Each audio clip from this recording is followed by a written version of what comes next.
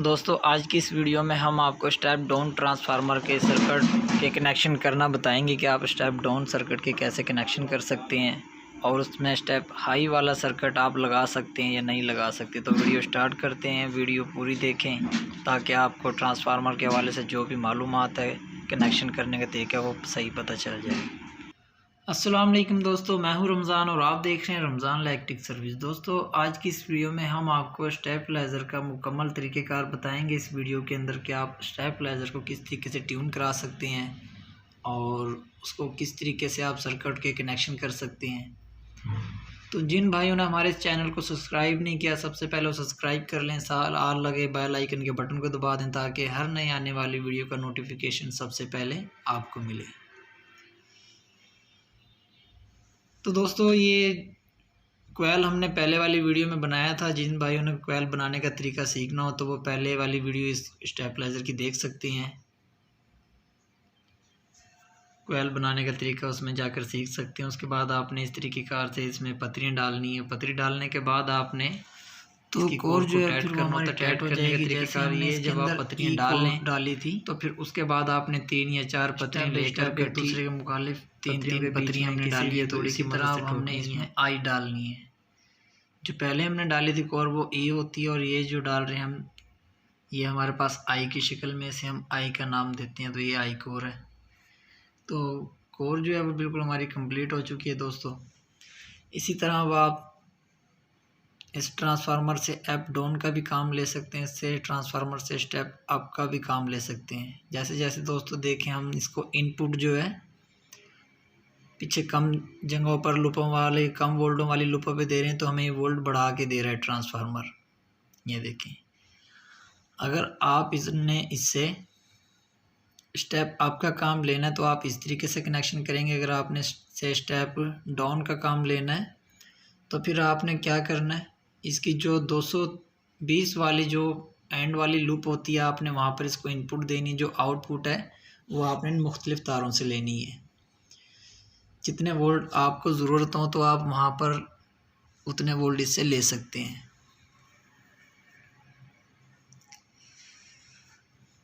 तो दोस्तों ट्रांसफार्मर का चेक करने का तरीका हमने आपको बता दिया। अब हम इसमें ये सर्किट लगाएंगे।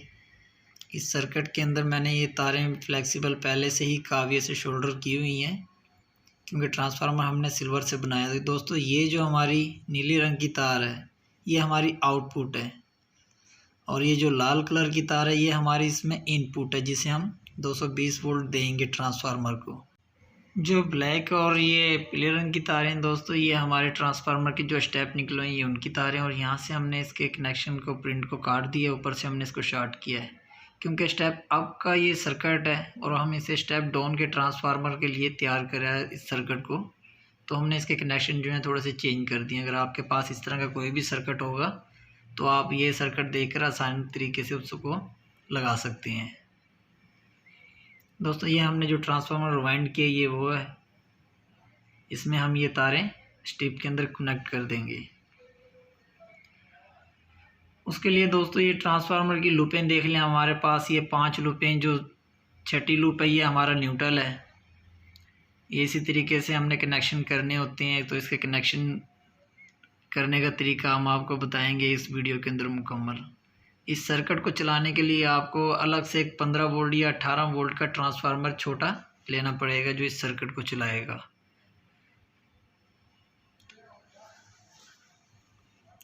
उसके बाद दोस्तों इस बॉडी के जो स्टेबलाइज़र के अंदर कनेक्शन होते हैं मुकम्मल वो हम आपको बताएंगे। हमारी ब्लैक जो तार है शो वाली हमारी इनपुट है। इनपुट हमारी एक अंदर आई है तो एक फ्यूज़ पे चलेगी और एक बटन पे चली गई है।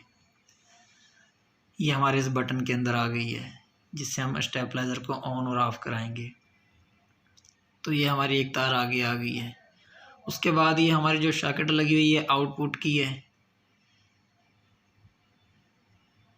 और ये हमारा एक वोल्ट मीटर जो है ये इनपुट का है, ये हमारा वोल्ट मीटर आउटपुट का। उसके बाद 2 LED लाइट लगाई हुई हैं।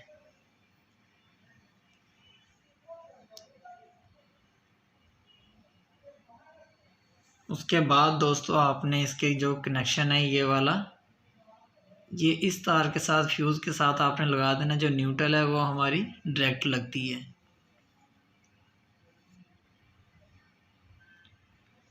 तो ये हमारे मीटरों के और दोस्तों बल्बों के मैंने बल्ब जो है इनके कनेक्शन कर दिए हैं।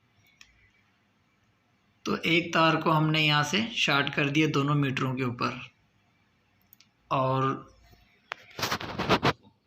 एक मीटर को हमने इनपुट जो है हमारी वो हमने दे दी है। जो हमारी इनपुट आएगी वो एक मीटर के ऊपर डायरेक्ट जाएगी, वो हमें बताएगा कि हमारी बिजली जो पीछे से वापड आ रही है वो कितनी आ रही है।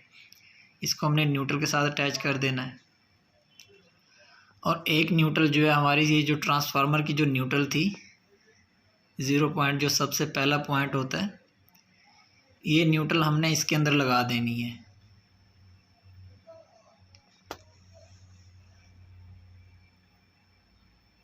ये देखें, यहाँ से हमारी ये न्यूट्रल जो हमने शुरू में न्यूट्रल बनाई थी वो न्यूट्रल आप इसके अंदर लगाओगे।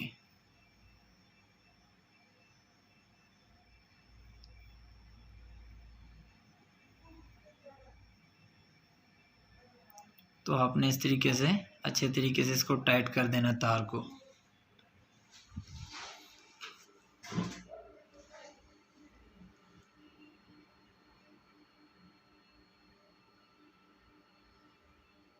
तार को आपने अच्छे तरीके से टाइट करना, तार के अंदर लूजिंग ना हो, वरना जो आपकी एक कंडक्टर स्ट्रिप है ये हीट होकर जल भी सकती है।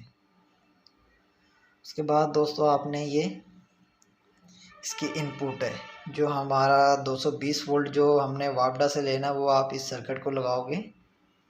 इस सर्किट में जो वीडियो में मैंने आपको पहले भी बताया, इनपुट जो हम इसको रिले को दे रहे हैं, पहली रिले जो होती है हमारी टाइमर के साथ, इसका सेंटर वाला जो पॉइंट है वहाँ पर हमने इसको इनपुट देनी है।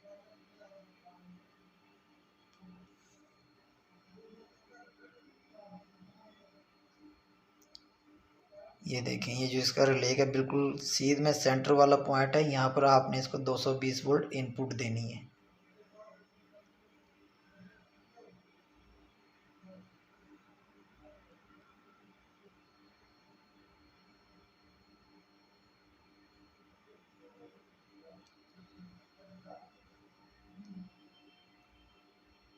उसके बाद आपने इसकी जो आउटपुट है वो टाइमर से लेनी है।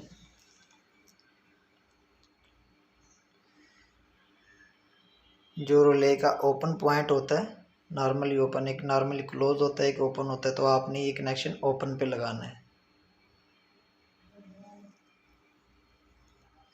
क्योंकि जैसे ही हमारा जो टाइमर है वो 2 मिनट का टाइम है या 2.5 मिनट का या 1 मिनट का टाइम है, 1 मिनट के बाद हमारा स्टेबलाइजर जो है आउटपुट देगा।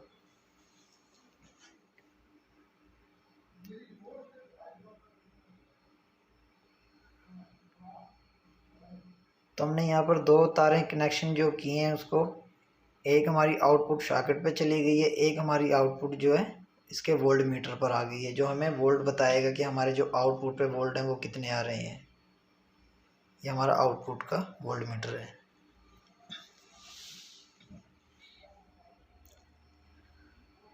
उसके बाद दोस्तों जो सबसे पहले इस रिले की तार है वो आपने ट्रांसफार्मर की जो एंड वाली लूप बची है, जिस पे 220 वोल्ट के आपने चक्कर पूरे कंप्लीट करके निकाला लूप, उस पे लगेगी। उसके बाद दोस्तों ये 200 वोल्ट का जो स्टेप है, ये दूसरी तार उस पर लग जाएगी आपकी। उसके बाद जो हमारा ये 170 वोल्ट की जो तार थी यहाँ पर लगेगी। ट्रांसफार्मर से हमने जो 170 निकाला था वोल्ट का स्टेप, वो यहाँ पर लग गया है। उसके बाद हमारा ट्रांसफार्मर जो 140 का स्टेप था वो आपने यहाँ लगा देना है। 140 के बाद आपने जो 110 वाला स्टेप है वो आपने यहाँ पे कनेक्शन कर देना है। तो इस तरीके से इसके सर्किट के कनेक्शन होंगे। ये देखिए, ये हमारा पहला स्टेप है, ये हमारा दूसरा, ये तीसरा, चौथा और पांचवा। तो हमारे जो ट्रांसफार्मर से 5 कनेक्शन निकले थे वो हमारे मुकम्मल हो चुके हैं। छठा जो होता है वो न्यूट्रल होता है। ये हमने इसको 15 वोल्ट का ट्रांसफार्मर लगा दिया जो हमारा इस सर्किट को ऑपरेट करवाएगा। जो स्टेप डाउन का ट्रांसफार्मर होता है दोस्तों, वो ये आपने ध्यान में रखना कि उसको सर्किट के लिए 12 वोल्ट आपको या 15 वोल्ट का ट्रांसफार्मर अलग से लगाना पड़ेगा। जो स्टेप आपका ट्रांसफार्मर बनाया जाता है स्टेबलाइजर के लिए, उसके 12 वोल्ट ट्रांसफार्मर से ही निकाले जाते हैं। तो जब भी आप कोई भी इस तरह का ट्रांसफार्मर बनाएं तो आपको ये ध्यान में रखनी है बात, जिससे आपको काम करने में परेशानी नहीं होगी। दोस्तों इसको हम ऑन करते हैं, ऑन करने के बाद इसको ट्यून करते हैं।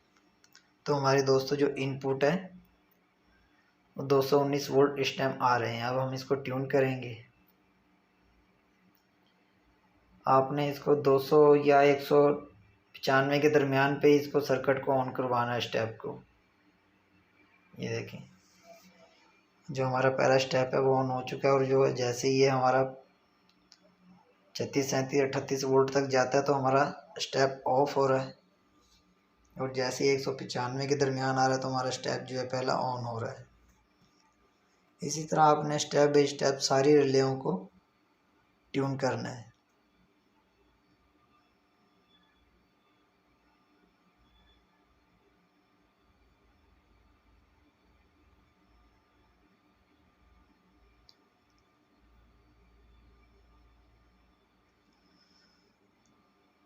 ट्यून करने के दरमियान आपको इस चीज़ का ख़ास ख्याल रखना है कि आपका जो स्टेप है वो ज़्यादा हाई ना हो। स्टेप जो है आपका 35 से 40 के दरमियान ही कटाप होना चाहिए। अगर वो कटाप नहीं होगा, ज़्यादा वोल्ट देगा तो उसमें आपका ट्रांसफार्मर भी जल सकता है, क्योंकि वोल्ट ज़्यादा हो जाते हैं। ज़्यादा वोल्ट पे फिर जो चीज़ है वो ओवरलोड चलना शुरू हो जाती है, एम्पेयर करंट ज़्यादा लेने लग जाती है।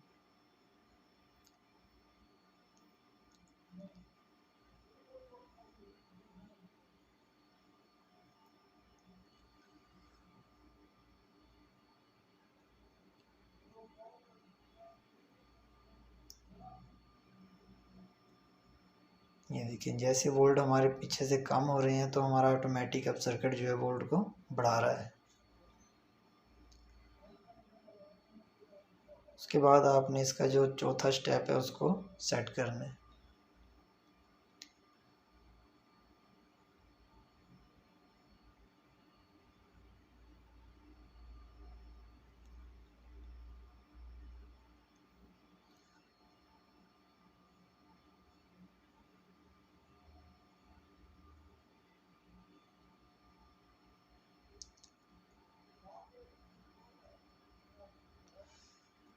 जो स्टेप डाउन का जो ट्रांसफार्मर होता है, चीज़ों इसकी जो किट होती है दोस्तों, ये थोड़ा सा हमें स्टेप चेंज करने में थोड़ा लेट हो जाता है, तो इसमें थोड़ा सा जो वोल्टों का फ़र्क है वो रह जाता है।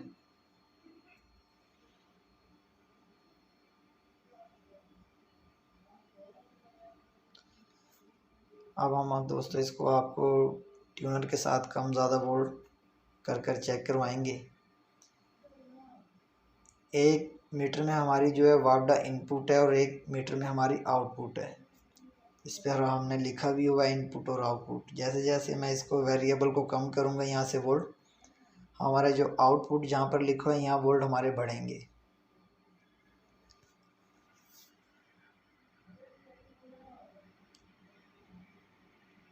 तो दोस्तों हमारा जो ट्रांसफार्मर है वो हमारा 110 वोल्ट से लेकर 215-20 वोल्ट आराम से दे रहा है।